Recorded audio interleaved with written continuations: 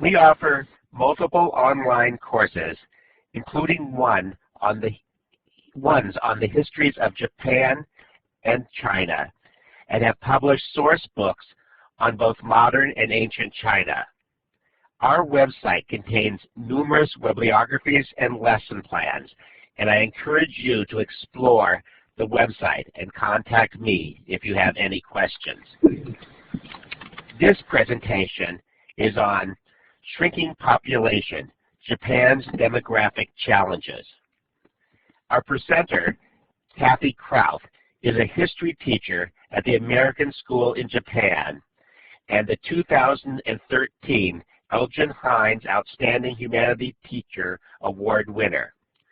She teaches a variety of classes, including a senior honors seminar on Japanese history, which focuses on the relationship between the state and the individual in modern Japan through units on Okinawa, Yasukuni Shrine, Hiroshima, and now Fukushima.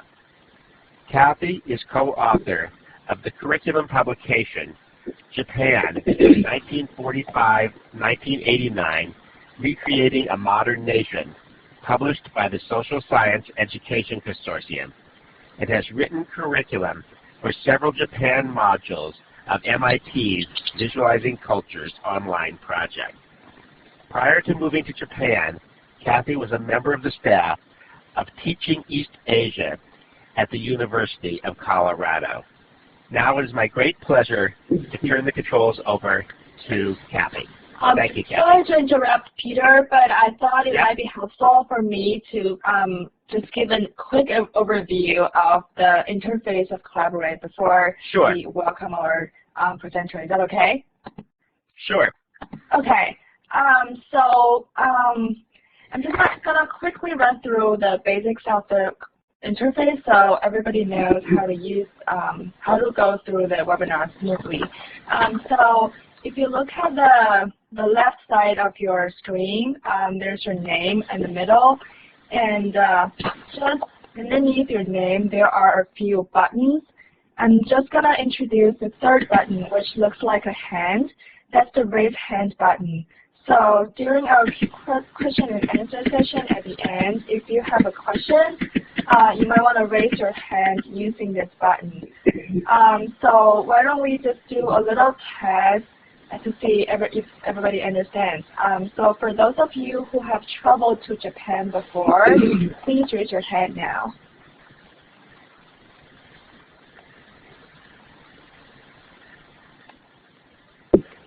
That's great. I see 8 hands over here, and you will notice that under your name there's a number assigned to it. That just indicates the order of your raising hands, and then we'll call you based on the order. So right now I'm just gonna go ahead and lower all your hands. And once, if you have a microphone and if you wanna talk to if you wanna say your questions through the microphone, you can use the talk button, which is above your name. And when you're done talking, please click on it again, so that will mute your microphone. And throughout the webinar, you can use the chat box, which is at the bottom left corner of your screen. During the webinar, our presenter might ask you to type in a short answer of a question, and then you can just use the chat box. And if you have any questions, any technical questions, you can also leave it in the chat box, and I'll reply to you. So yeah, without further ado, let's just welcome our presenter of the day to give us a presentation on Japan's population. Okay. Hi, most wonderful American teachers who give up your free time at night to listen to another high school teacher. I'm Kathy Krauth. I'm thrilled to be with you today. I'm in Tokyo right now. We're on spring break. So it's early on Thursday morning, kind of a time slip for you. But I hope that I can introduce you to what I think is the biggest problem for Japan. Many people, because I've lived in Japan for a long time, well, 14 years, ask me what is Japan's biggest challenge for the future. I don't think it's the leader of North Korea, but I don't know if you saw in the Washington Post today reporting that everybody in North Korea, all the men are supposed to have the same haircuts. I don't know if that's the, or whatever North Korea is doing, or China, or South Korea. I don't see that as the most important problem for Japan. I think it's demography.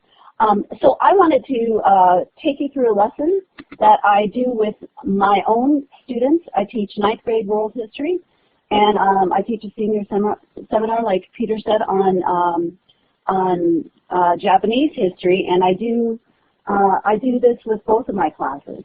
We're going to start off, and I put my learning objectives here. I like to have visuals. I like to have interaction. We're going to start with just population pyramids. I am no demographer, but I actually am weirdly in love with population pyramids because I do like history, and I like projections, and I like questions that the kids can answer that don't have any answers.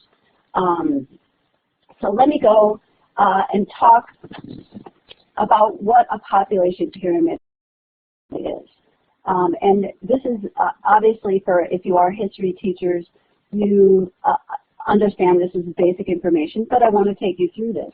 A population pyramid is a visual representation of a population. The population is divided by age, and usually it's 5 years. And so it's divided this way, horizontally by age, and then by sex. Females are always on the right, and males are always on the left. That is what a population is. It's a visual way for demographers to show what a population is. And I want to say there are things we're not going to be talking about today in terms of Japan's population. We're not going to talk about the urban-rural divide and some other issues, but we're going to look at it through population pyramids. And I wanted to show you 3 patterns. And before I forget, this will be on the primary source website. But the first part of this lesson actually comes from the Population Reference Bureau, which has outstanding lessons on population. So I would urge you to go to their website. But as you can see here, not all pyramids or not all population is in the form of pyramids. So let's look at the United States first, right? Here we have the population of the United States. Now, nowhere here does it give the total population. It's only by age and sex. It's only by percentage, right? So we have here between the ages of 0 and 4, and then we have the dates. That's always helpful. The percentage of the population in the United States, and this is in 2000, that was male and that was female between those ages. And the one thing that you can notice in terms of the population is you can see the history and the future, right? You can see the present, but also the history of population. Also, I would alert you to the fact that this is a population visual representation of a developed country. Okay, the reason we know that is you have a number of people who have a fairly good life expectancy. And you can ask your students, but I can just ask you what, and maybe you can type this in, what are some of the factors that lead to life expectancy, a longer life expectancy, as opposed to the Democratic Republic of the Congo, right? We see that here. Does anybody want to try and answer that? You can just write it in on chat. But what are some of the factors that lead to, right, access to health care? So you have access to health care. There's a couple things that come up there. Thank you, David. There's a couple things that come up there, and that is you have good medical service and you have an educated public that knows about that. So you can eke out some of those answers. So this is a developed country, right? Appreciating and taking care of the elderly. Political peace, excellent. All those are so excellent. right? And you can see that just from this pyramid. This is a slow growth. We can see that just because of the number between, and we'll go to a modified pyramid, but the number of people under the age of 5. Okay, but now let's go to this pyramid. Now, obviously, this is a pyramid as such, and we see that this is for a developing country, right? We have, again, the female is on the right, the male is on the left, but what percentage? This is, I mean, I think this is crazy. What percentage of the population is under the age of 5 for the DRC? Right, 20%, 1/50 of your population. Then if you look at it, what is the percentage of the population under the age of 20, for goodness sakes? So why would there be such a high birth rate in a developing country? And then you can do this in comparison. But just alone, you do not have, you have a very, very slim part of your population over the age of 60. So you're flipping why you would have, you know, you'd have political peace, access to health care, a respect for the elderly and taking care of the elderly here, and none of that here. So, you know, we could discuss for a long time, but I want to go on to look at some modified population pyramids, the reasons for having such a low percentage of your population over the age, that are elderly, and such a high number of kids. So this is, any country that looks like this is a developing country. Any pyramid or any population representation that looks like this is slow growth and a developing country. Here is Germany. Now, I'm not going to say I like this because I don't like what happened, but just talking to kids, because population pyramids are very instructive about history. I mean, what do you notice about, you know, before 1920, and this is the year of birth? What do you notice here? There is such a discrepancy between the male and female. And talking to kids about what that means for this particular country is, I think, really important to make them understand. They get that these are the working class, so this is going to be it's going to be a developed country, right? And then this is going to be negative growth because you don't have the percentage that's replacing this percentage here. So those are just 3 patterns. And what I'm going to do next is go to a modified population pyramid. And the reason is we're not, well, you may be, but I'm not a professional demographer. So this is easier for me and it's easier for my students. It's not divided by 5, it's divided by 20. So here we have a modified population pyramid. We have the U.S. population by age, we just saw that. But if we were to draw this, right, just to draw this, we would take the percentage males right here and draw a line. Let's see, that's not working. Let me see if I can get this to work. Yeah, here we go. Oh, well, it'd be nice if I could draw the line, right? Right there, and then 14 for females. Now, it's always helpful if you color this in different ways. Sorry, I don't have any control over myself, or I could blame it on an earthquake, but there's no earthquake going on right here. Right, and so then you just draw these. The percentage for males, again, is 15, 14. You can talk about why maybe there would be differences. 13, 13, and so on. Okay? I find this easier to see and easier to add up when we're talking. Now, what I want to do next is go through, and this is the interactive. I think I have to get out of here. This is the interactive part, and that is have you talk about this population pyramid. The Population Reference Bureau has a wonderful lesson that I'm modifying here, but it gives you different countries in the world, Okay, so here's one of those countries. We're just given the data. Okay, so can someone tell me what type of country this is? Now we're going to try and guess. We actually are going to try and guess what country this is, but that's not the point. The point is not what exact country, but what kind of country are we looking at? Okay, excellent. It's a developing country. We know that how? How do we know that this is a developing country?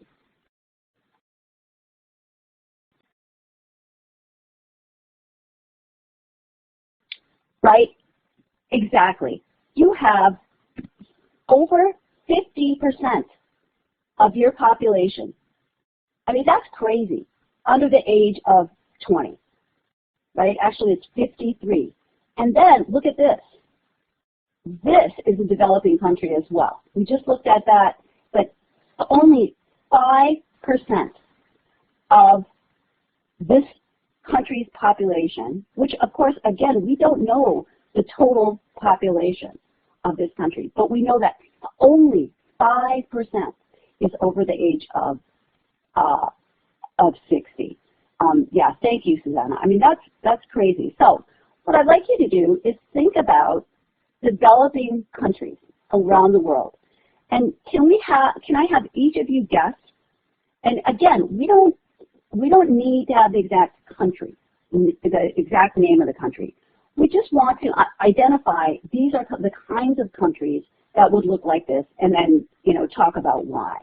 Can I have each of you in the chat guess what country this would be just based on this information? Right? You have a number. I mean, 53% of your population under the age of 20. Right? That's not your working. Right? This is kind of your working from your 20 to kind of 64. You don't even have people. So, okay, Uganda, right? That would be an excellent, that's a developing country. Anybody else want to take a shot? You can't be wrong here. You can be off base, but you can't be wrong. This is a safe learning environment. Anybody else want to guess? Malawi, excellent. Nigeria, right? Is there any place, I know it's easy to go to Africa, yeah, sub-Saharan Africa, any of the countries there. And my students usually go, yeah, Pakistan's an excellent guess. It's hard to think, Southeast Asia. Okay, Lauren, how did you get Haiti? Because it's Haiti. Why? This always happens. I never think anybody's going to get it. Lauren, why did you choose Haiti? I know, this always happens. Every time I do this, somebody gets the right, and I would never have guessed Haiti. But it is. It's Haiti. And I don't know if that surprises anyone. Let's do another one. Okay, so let's look at this. Again, we need to just look at what kind of country this is. What would you say? What kind of country is this? Lauren, we're impressed. Yeah, well, we are impressed. What kind of country is this? Right, you've got, as opposed to Haiti, right, it's a developed country, right? This is pretty darn good healthcare up here. So yeah, Ron's on to the next one, and that is, let's guess what it is. It could be the U.S. We just looked at the U.S., right? It looks like a slow growth. It looks like a slow growth is a little bit larger. French flag colors. Nice, right? Those are, and do you understand? I hope you're getting that. It's about, yes, U.S. and France would be in that developed country. So Switzerland, all excellent guesses. All could be right. Anybody else? Okay, it is, it's the United Kingdom, which I don't think would surprise anybody. But they could all be, all the guesses could have been totally right. Let's go to the next one. Okay, now, here's a country. What can anybody identify particular characteristics of this country? I mean, what do you notice? first. Everybody knows, right? I mean, there are more, what is this? There are more males than females. Here, usually it's a couple percentages, 1 or 2, but here, that is significant. Now, you know, male preference, also, just similar to Haiti, we have a large percentage of your population under the age of 20, and look at this, right? It's almost, it's worse than Haiti. You only have 4% over the age of 60. That is so small. Let's guess on this one. What do you think? I mean, obviously it's developing, but it seems to be more developing than Haiti, which is surprising.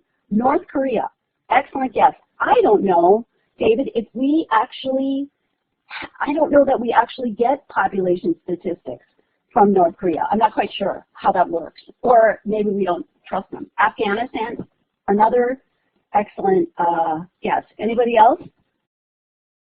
China, excellent. India, excellent. Vietnam, great. I'm going to ask you, Myanmar, these are all, right? We get that. They're all kind of these developing countries. Excellent. You know, I was surprised at this one, and maybe you wouldn't be, but I was surprised. I didn't actually look up.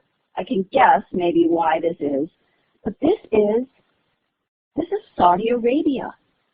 And I guess my ideas and also my students' ideas about what Saudi Arabia was as a country was shaken a little bit by this graph. Does that surprise anybody? Maybe just me. Okay, let's do one more and then we'll go to Japan. Okay? We have, what kind of country is this? Okay, it's slow growth, it's developed, right? You can notice all of these, right? You do have a number of working. Let's go for guesses here. What do you think? You can't be wrong. Give it a shot.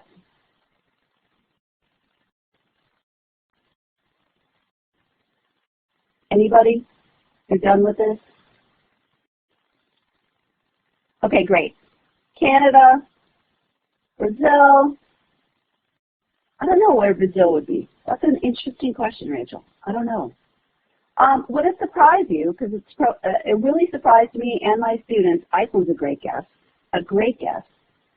This one is actually Romania, which very much surprised me because not knowing a lot about Romania, I thought it would be much more developing than this chart indicates.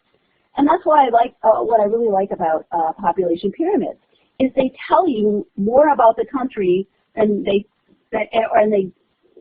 I have misconceptions about what this country looks like. Just from this graphic, I know much more about Romania. So let's move on. So I hope everybody's feeling good about population pyramids. I like them modified. It's easier to do percentages. I like to have these percentages so you can add them up. So hopefully you get that. Now we're going to go to Japan. Okay, and let me see if I can turn this off. Yeah. Let's go to Japan. This is Japan in 2000. And David, I've done this with so many different kinds of students, and it's fun, and it's actually a lot of discussions, and the way I do it is group discussions and trying to guess, and it is good. Now, what's different about this? Anything that you notice that's different about this? It's not obviously not a pyramid. The first thing that I noticed when I saw this was who has a demographic. We were looking over the age of 60. Look at this. I rarely see a population pyramid where you have it over 90 or 100. So that's very significant. The other thing is this is the baby boom right after the war. And it is huge. right? There's a little blip here and then another kind of boom here. This is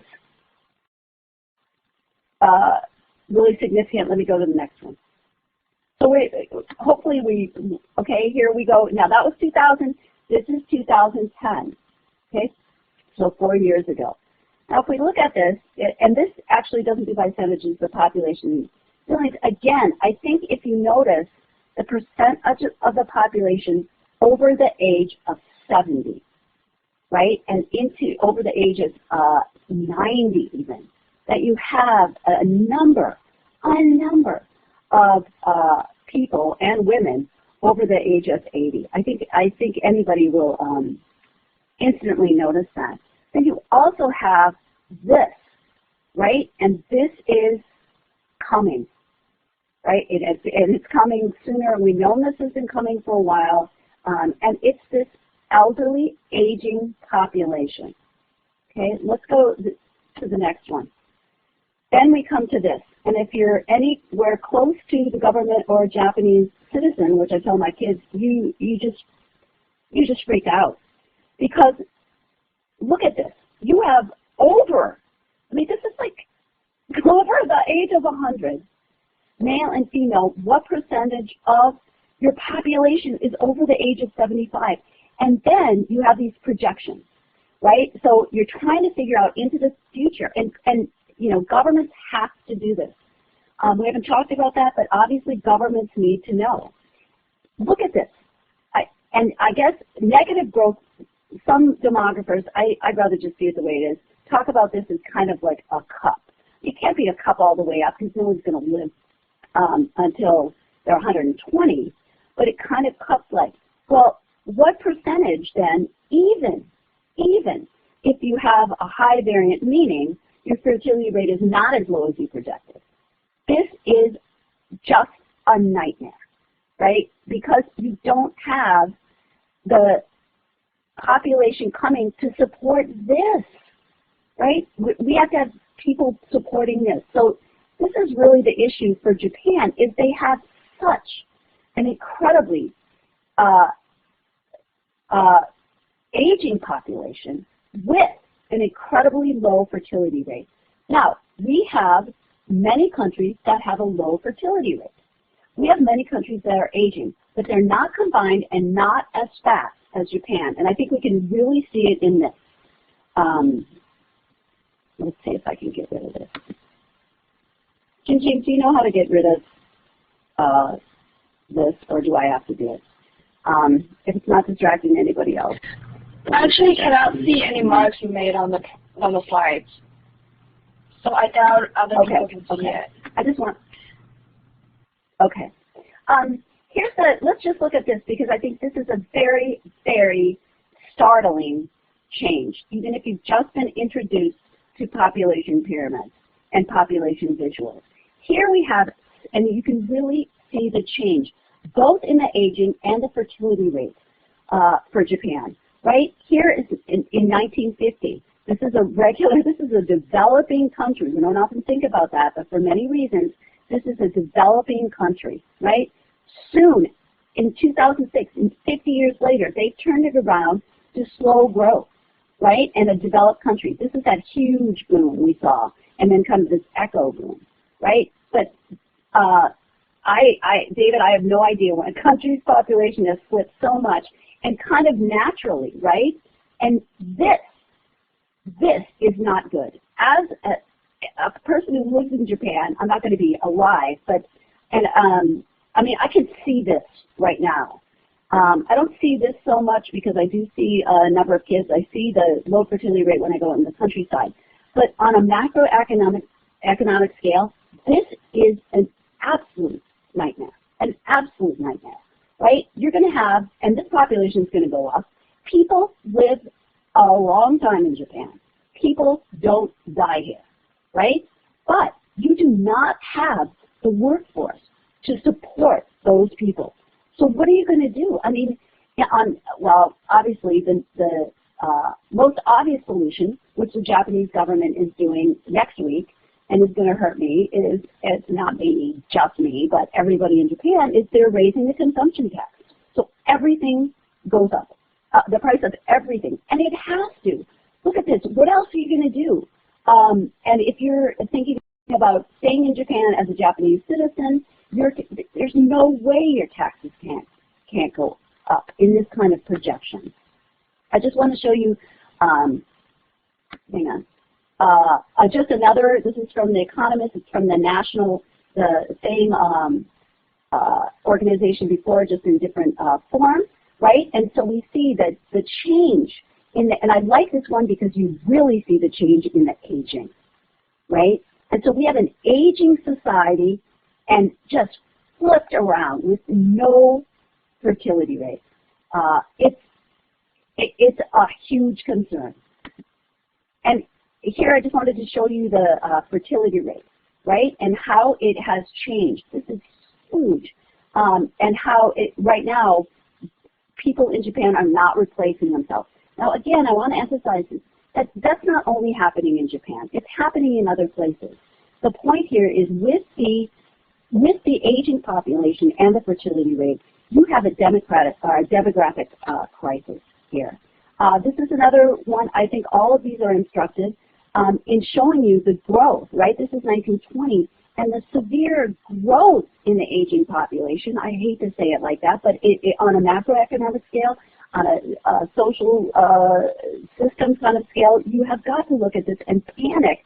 It wouldn't be so bad if you had a broader base, if your fertility rate was higher. So here's just another, this is like, okay, I like this one because it's just like children who are just, children, and then you have the working. Look at the working class. Look in the working class, and then who's going to be your working class in 2100? Look at the total population. Sometimes on TV at night, the public broadcasting system will run this 30-second graphic. If the fertility rate continues the way it is now in Japan, there will be no Japanese people on the planet in 350 years. So there's, what that means for people now, I'm not quite sure, but it's a huge concern. Look at the population, right? It's going down to 45 million. Well, of course, unless you can increase your economic output, this is going to be a problem economically. Hang on, okay, now I want to talk about, so we've got those statistics, so what do you do with those? And I want to leave room for discussion because there are many ways to think about these demographic problems. Many people see them as an opportunity for Japan because there are many aging populations around the world. So in what way could they get ahead of the game and show other people how to adjust to an economy that probably is not going to grow? If we have to understand that maybe economies can't grow. And how are they going to respond to aging populations, social issues? So I want to take your questions, so I'm no, again, I want to say I'm no expert here. But I want to talk about some of the population trends. This is from a wonderful article in a book that is also on the primary source site. And Nicholas Eberstadt writes about demographies, and he cites these trends, these population trends that are specific to Japan and will inform its population going into the future. And one, of course, we just looked at is people have excellent general health here. Just outstanding, and are functional and live a good quality of life for a long time. But what also is another trend, not as positive, is there's a real aversion to immigration. That is, the cultural attitudes. I just read an article, it didn't say there were like legal obstacles, but just cultural attitudes about immigration. Because of course you're going to have a combination to address these two demographic issues of a shrinking population with aging and fertility rate, aging being so big and fertility rate so low. But one of the things that you can do is offer immigration and make sure that you have that labor force. But Japan, historically and even today, has cultural attitudes about what it means to be Japanese, and there is a real aversion to immigration. So that's going to affect what happens in the future. And then, of course, there are extremely, extremely small families in Japan. So you see, this is just more context for the situation. There are also, these are some of the implications for these demographic and familial changes. There is a looming era of institutionalization. And this article from on democracy in Japan talks about, of course, it's not the thing that we think about the most, but if you have fewer young people, right, and a lot of elderly, and you have people who are never having kids, you have nobody to take care of them, especially if you look at the second bullet point, which is this brave new nature of childhood and youth, which goes together with the other social issues I'll talk about in a second. And that is, you might have kids who are only children, and some democracies have cited this one-child-only policy in China that has raised this group of children who are incredibly self-centered and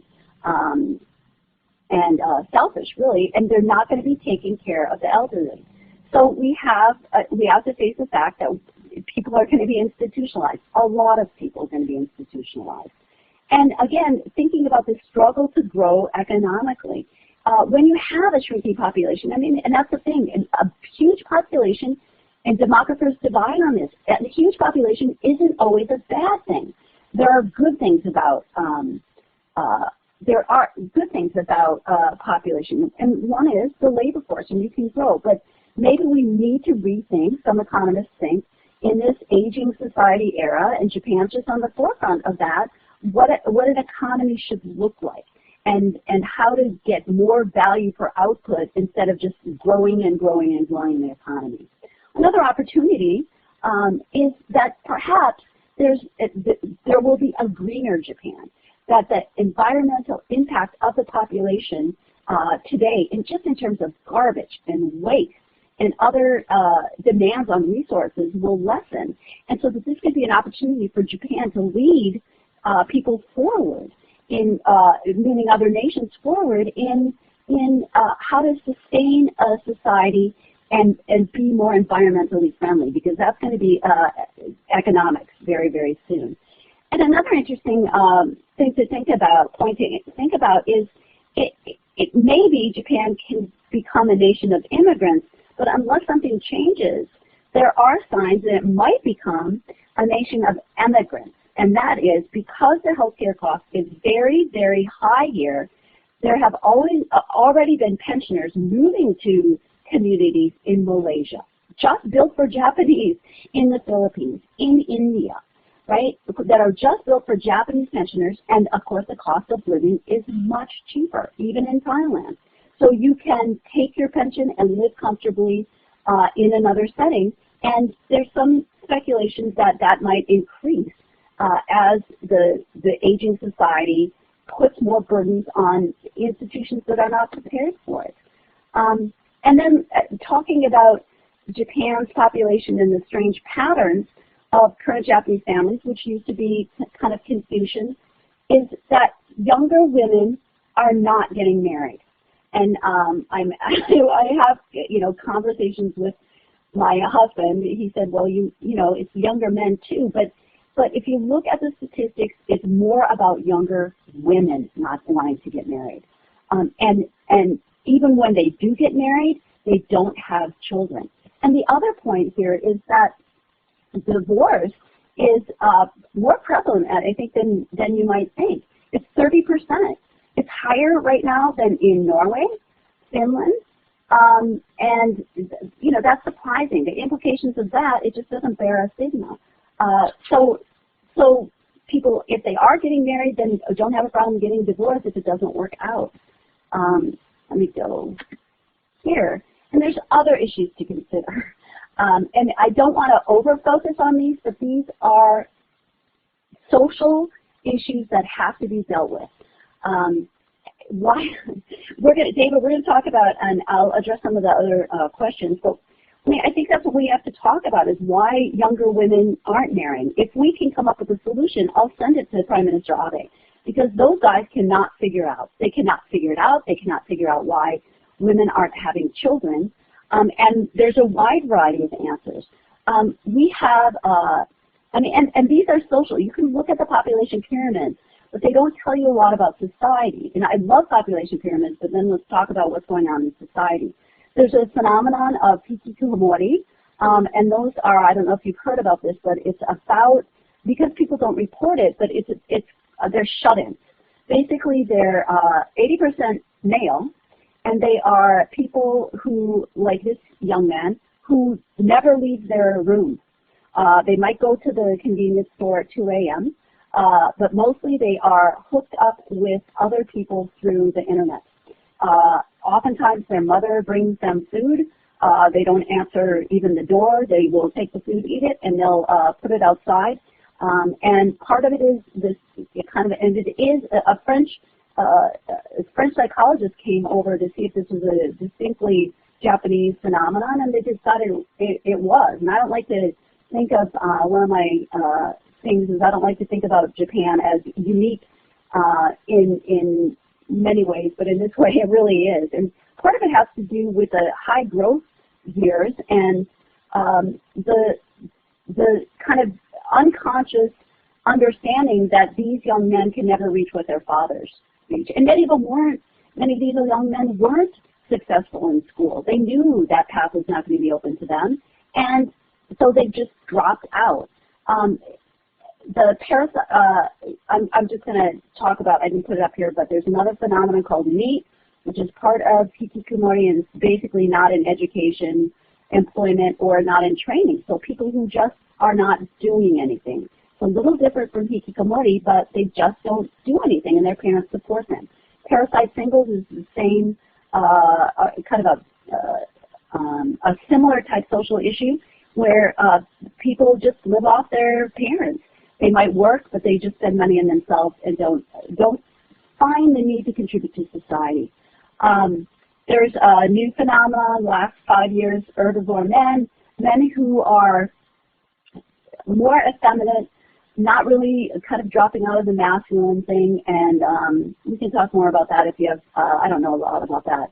And then there was a study done 3 years ago which talked about, especially men, that they are, between the ages of 18 and 34, that men, surprisingly, it was like 40% of them were not even interested in sex.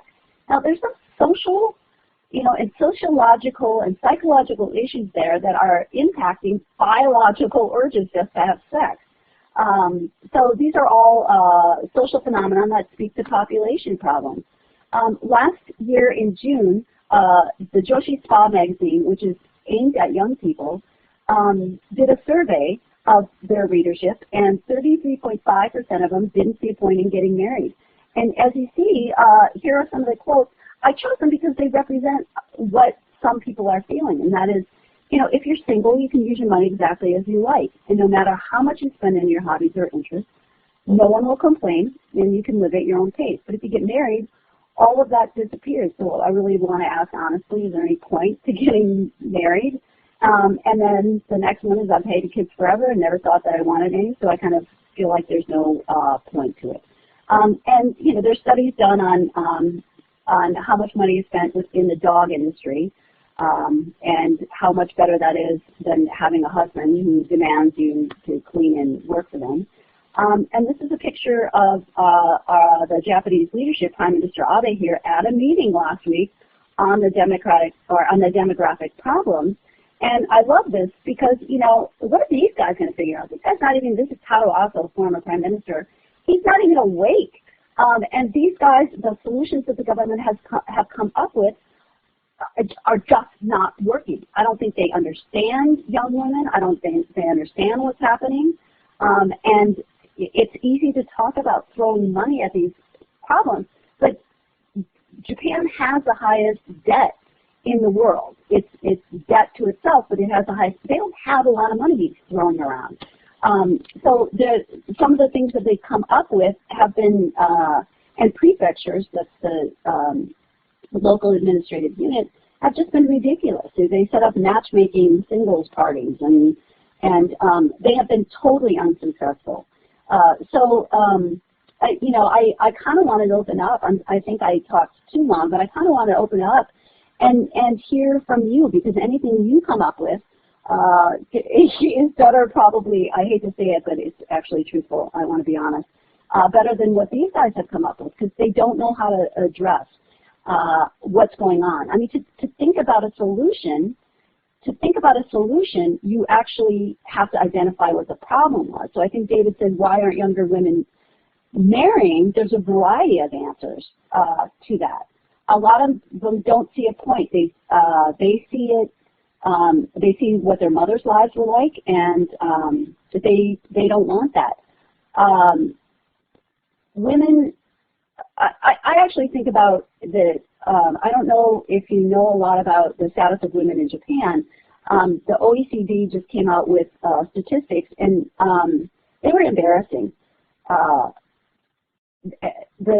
Afghanistan has more political involvement by women on a local or national level than Japan does.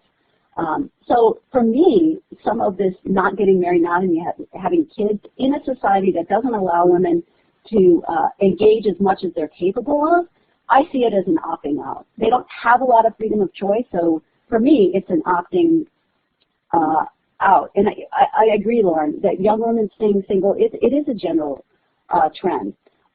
But in this society, if you take a step back, it's just a crazy trend.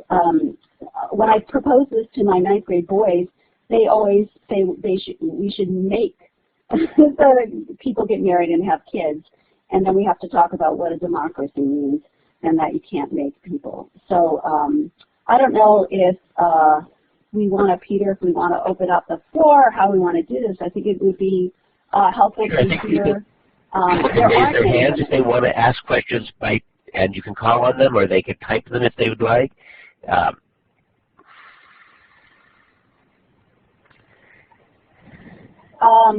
How about, I would like to hear. That sounds good. So why don't people raise their hands and we can call on them? Okay, that'd be great. I mean, daycare is a huge issue. Okay. So, Ron, how do we call you? Want to turn on your mic? Hi, can you hear me? Yes. Oh, okay, how are you? Thank you so much. Yeah, I used to live in Japan in the late 80s and early 90s. And, so as I wrote, I understand, why women, give up some freedoms if they marry and might not want to marry. But I'm just amazed, and I don't quite understand, since I haven't been there since '95, why the culture hasn't shifted or adapted to, to meet women here. I mean, I guess it's a hard question, but I'm just having trouble wrapping my brain around this. Yeah, I can't wrap my brain around it either, especially because it impacts the economy so much, regardless of how you feel about women's role in society and what. If you just look at an economic issue, the forefront for this would be Kathy Matsui. Her name is Matsui, and she is an economist here in Japan, and she's done studies on how much the economy in Japan could improve if they had equal employment for women. I think the statistics right now are that 65% of women quit their jobs after they have their first child. That's an issue. This is a highly, highly educated, smart workforce that's not being tapped. I can't say why the culture hasn't changed besides, yeah. Okay. I don't think that number really has changed in 20 years then. Is that correct? No, it hasn't. It hasn't. No, even, I mean, and so what do you do if you're a woman? I think you opt out. You just say, I'm not going to get married, I'm not going to have kids. The leadership of Japan has not, the male leadership of Japan, and there is no real female leadership of Japan. I mean, that's the other issue, is that you don't have political leaders on the local or the national level. to engage in these conversations.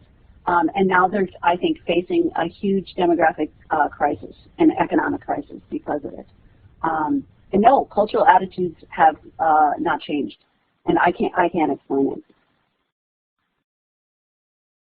Does anybody else have any questions? Not that I could answer them. I'm no expert. Or about the lesson, or how you might use it?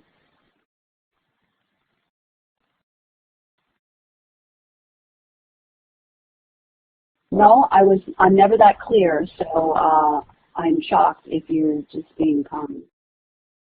Okay, here we go.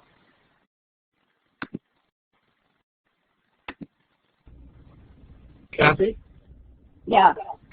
Where is the lesson? I saw a link to the primary source site, and I didn't see anything there.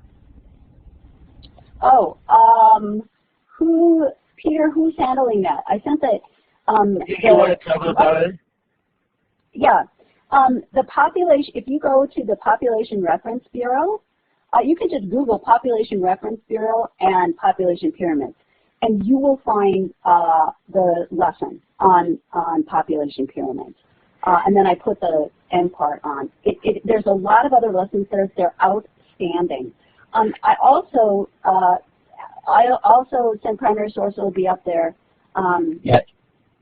There's two links to excellent videos introducing what a population pyramid is. And that's, I think, more engaging for students than just, yeah. Anyway, Peter, what do you want to say? Yeah, in a day or two, we'll email everybody the link to the webinar and also the materials that Kathy has recommended, so that you'll have access to them.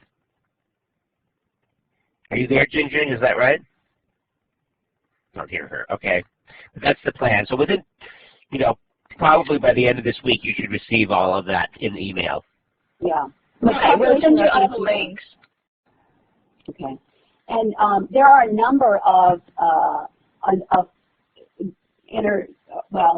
international organizations that do things on population and increasingly have resources for teachers.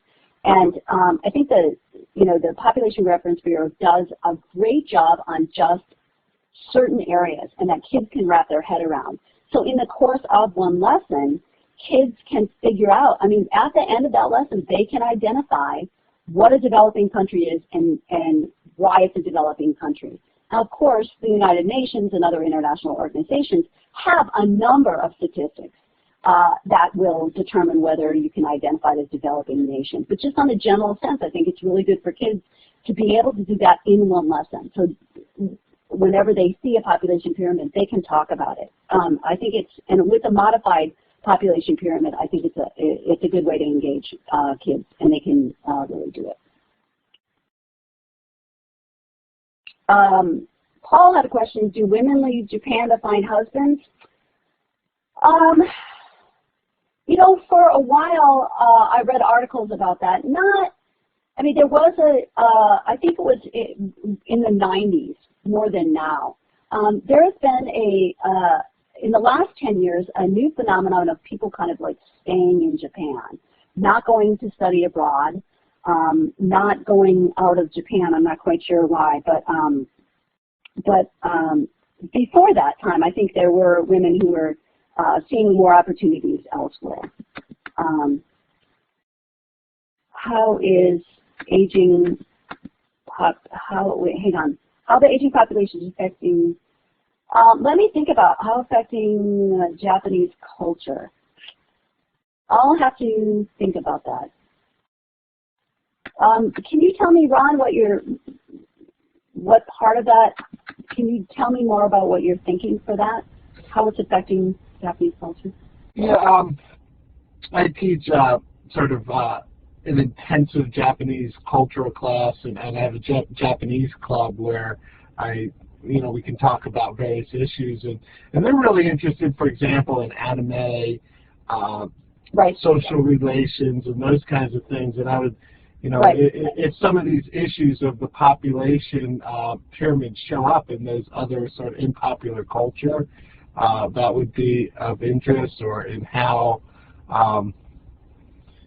there's interesting articles about what's happening in the countryside in Japan as a result of this, and some of the things you've kind of mentioned already, but just briefly mention that these were impacts of this problem. Yeah, because I think the manga and the anime are aimed at young people. Not a lot of the issues that face the elderly come up there, but I think just the issues of, well, depending obviously on what genre you're reading. There's thousands of genres.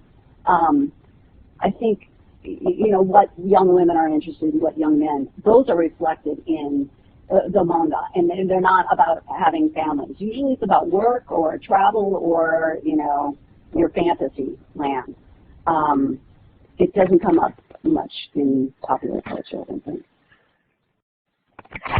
I noticed in the most recent issue of the Journal of Asian Studies, there's an article about magical girls in anime, and it's basically kind of looking at the change and seeing it as how they're portrayed as having changed over basically every decade. And I don't know to what extent it reflects to anything else, but it might be interesting to try to correlate it to what's happening with women and marriage and so forth. Right, and there's so many parts of it depending on what age group you're looking at. And it's true, I like David's point about it is ironic that when you have this huge aging population, we still have kind of like fashion coming out of Shibuya, coming out of Harajuku, and that kind of soft power is still really big in Japan. It's really important. It's how people connect, maybe not with other people, but how young people connect with society. And it's really still very important in Japan, the cultural elements.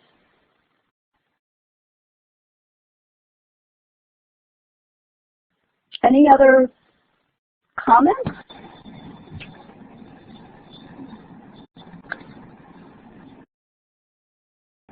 Any comments or questions? I'm never that clear.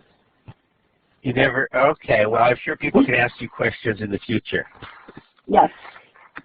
Thank you so much, Kathy. And I also want to thank the U.S.-Japan Foundation, who has been supporting this. And I wanted to remind people that on April 29th, there's going to be a session with Akemi Chayama, who's the Japanese educator at the Boston Children's Museum, on tatami and hamburgers, Japanese culture and daily life.